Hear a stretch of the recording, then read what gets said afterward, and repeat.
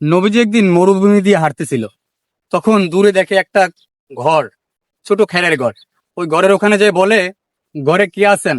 সালাম দিয়ে বলে, ঘরে কে আছেন, আমাদের কিছু খেতে দেন। তখন ওখান থেকে এক মহিলা বাইরে হয়ে বলে যে আমাদের ঘরে কিছুই নাই, আমরা যে খাবো এইটাও নাই, যদি একটু খাবারও থাকতো তাও আপনাদের হাতে তুলে দিতাম।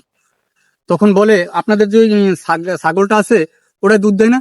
কয়, ও নিজেই খাইতে পারে না, ও কি দুধ দেবে? ওর স্বাস্থ্য দেখেন না, ওর স্বাস্থ্য ছিল কঙ্কালের মতো। তাই নবীজি বলে যে আমি একটু চেষ্টা করে দেখি ও দুধ দেয় কিনা। কয়, দেখেন পারেন কিনা। তখন সে মাথায় হাত বুলাই দিল বিসমিল্লাহ বলে, ছাগলটা দুধ দেওয়া শুরু করলো। আর সবাই সেটা মন মিটিয়ে খাইলো।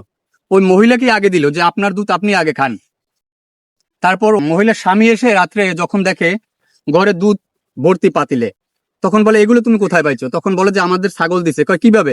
কয়, এরকম এরকম এক লোক আসছিল, সে তার মাথায় হাত বুলাই দিচ্ছে আর দুধ দেওয়া শুরু করছে। তখন সে বুঝতে পারলো এ তো নিশ্চয়ই পয়গাম্বার, আমাদের শেষ নবী।